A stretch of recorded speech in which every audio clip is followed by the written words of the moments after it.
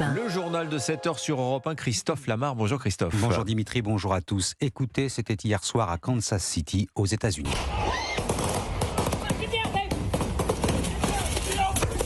Une nouvelle fusillade en pleine rue alors que cette ville du Missouri célébrait la victoire de son équipe en finale du Super Bowl. Bonjour Dimitri Vernet. Bonjour Christophe. Oui, Alors, tout s'est passé dans cette ville, à Kansas City. C'est dans cette ville que des centaines de milliers de personnes vêtues du maillot rouge des Chiefs se sont réunies pour fêter le titre obtenu par leur équipe dimanche. Des célébrations qui ont viré au drame en fin d'après-midi. Alors que les joueurs sont encore sur scène, des coups de feu sont entendus, la foule s'agite, c'est la panique. Un témoin sur place raconte. En marchant, nous avons entendu des coups de feu. On pensait que c'était des feux d'artifice. Puis les gens ont ensuite couru de partout, dans tous les sens. L'un des tireurs était juste derrière nous. Une heure plus tard, Stacey Graves, la chef de police de Kansas City, annonce le bilan terrible de cette fusillade. Nous avons à nouveau confirmé qu'il y avait une personne décédée. Le nombre de blessés par balle est passé à 22. Alors, les forces de l'ordre présentes pour encadrer la manifestation ont interpellé 3 personnes, toutes placées en garde à vue. Le président américain Joe Biden a dénoncé une tragédie et a appelé de nouveau le Congrès à légiférer pour endiguer la violence par arme à feu dans le pays. Dernières informations en direct, Dimitri Vernet, l'Amérique qui ne cesse de payer un lourd tribut à la libre circulation des armes. 49 000 tués en 2021, dernière statistique connue, soit plus de 130 morts par balle chaque jour, la moitié sont des suicides. Il est 7h02 sur Europe 1. Bon courage si vous devez prendre le train ce week-end. La grève commence ce soir à 20h à la SNCF. Et elle coïncide avec le chassé-croisé des vacanciers des zones A et C. Comptez un TGV Inouï et Ouigo sur 2. Même chose pour les trains intercités. Les prévisions du trafic pour les TER seront connues un peu plus tard dans la journée.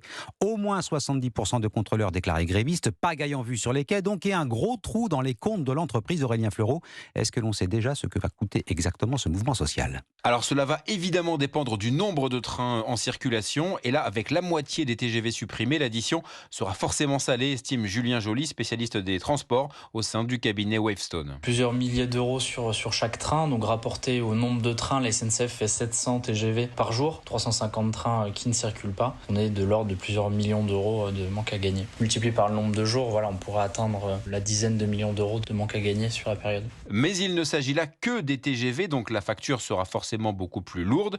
En interne à la SNCF, la phrase qui circule, c'est un jour de grève, cela coûte une rame de TGV, soit 25 à 30 millions d'euros, parce qu'il faut aussi prendre en compte les dédommagements prévus. Cette fois, ce sera une réduction de 50% sur le prochain trajet réservé par tous les passagers impactés par la grève. Selon ses résultats financiers du premier semestre 2023, la SNCF a chiffré le manque à gagner dû aux différents jours de grève contre la réforme des retraites à 400 millions d'euros. Aurélien Fleureau du service économie d'Europe 1. Et si vous préférez la voiture au train, ce sera déjà compliqué demain. Ce le sera encore plus samedi, classé rouge en Auvergne-Rhône-Alpes. Cette grève des contrôleurs a fait réagir le Premier ministre. La grève est un droit, travailler est aussi un devoir, a dit Gabriel Attal. Propos totalement assumés qu'il a tenu à préciser tout de même hier soir à la télévision. Je pense qu'il y a eu des grandes conquêtes sociales dans notre pays qu'on doit à des mobilisations et à des mouvements de grève. Mais une forme de grève annoncée ou déposée par habitude à l'occasion des vacances, je ne pense pas que ça corresponde à l'attente des Français, ni par ailleurs à l'attente, je le dis, de beaucoup de cheminots et de tous les amoureux de la SNCF, parce que c'est aussi l'image d'une entreprise qui est entachée par ça. Or, c'est des femmes, des hommes qui se lèvent tous les matins, qui ne comptent pas leurs heures pour permettre aux Français de se déplacer dans notre pays. Le Premier ministre Gabriel Attal à la télévision hier soir. Le sénateur centriste Hervé Marseille vient de déposer une proposition de loi pour encadrer le droit de grève dans les transports publics. Son idée, interdire les mouvements sociaux lors de périodes particulières comme les vacances scolaires. Peut-on remettre en cause la vérité scientifique ? L'Assemblée a adopté le projet de loi sur les dérives sectaires et notamment le très controversé article 4. Un texte qui fait polémique ce matin, il entérine la création d'un délit de provocation à l'abandon de soins. Dans le viseur, les scientifiques et thérapeutes réels ou autoproclamés dont les prescriptions ne suivent pas la doxa. On repense au Covid-19 et à Didier Raoult qui avait fait la promotion de l'hydroxychloroquine pour se débarrasser du virus. Cet article 4 doit empêcher ce type de personnage de faire sa publicité selon l'ancien ministre de la Santé, aujourd'hui député Olivier Véran. L'hydroxychloroquine mal utilisée a pris bien plus de vies qu'elle en a sauvé et Didier Raoult a vendu des dizaines de milliers de livres. Il y aura, mesdames et messieurs les députés, d'autres crises sanitaires dans notre pays. Il y aura d'autres gourous. Il y aura d'autres gourous, dit Olivier Véran, mais l'enfer est pavé de bonnes intentions, rétorquent les détracteurs de cette loi qu'ils jugent attentatoire à la liberté d'expression. Et à propos du controversé Didier Raoult, Marine Le Pen a tenu à rafraîchir la mémoire de l'ancien ministre.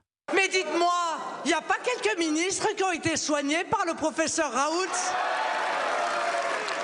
Il n'y a pas quelques-uns de vos grands-mères, présidents de conseils régionaux, qui ont été soignés par le professeur Raoult? Il n'y a pas un président de la République qui est allé pour rendre hommage au professeur Raoult? Marine Le Pen, présidente du groupe Rassemblement National à l'Assemblée hier. Un président à l'écoute, la coordination rurale et la Confédération paysanne plutôt satisfaites de leur entretien avec Emmanuel Macron hier à l'Elysée.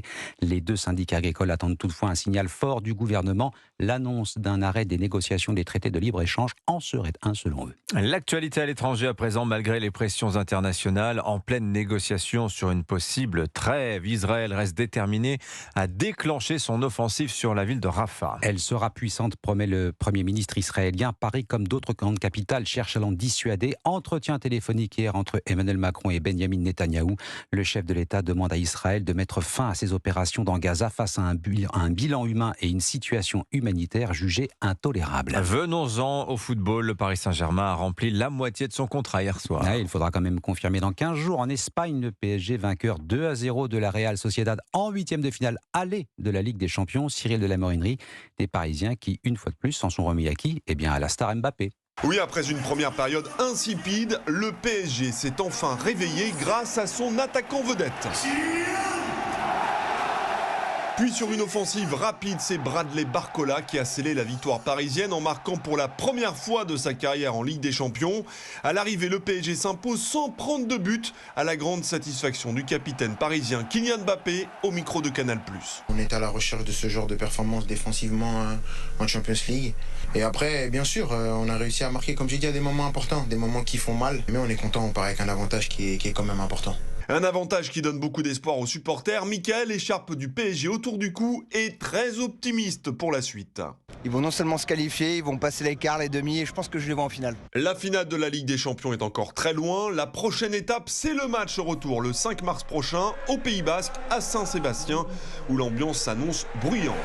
Ouais, 2-0 à l'aller, c'est quand même presque fait, mais restons prudents. Cyril de la Morinerie, défaite du Bayern de Munich 1-0 hier sur la pelouse de la Lazio-Drome. Et puis la suite de ces Coupes d'Europe avec les barrages allés de la Ligue Europa. 4 clubs français en course, Marseille, Rennes, Toulouse et Lens. Merci Christophe Lamar, c'était votre journal. Il est 7h08.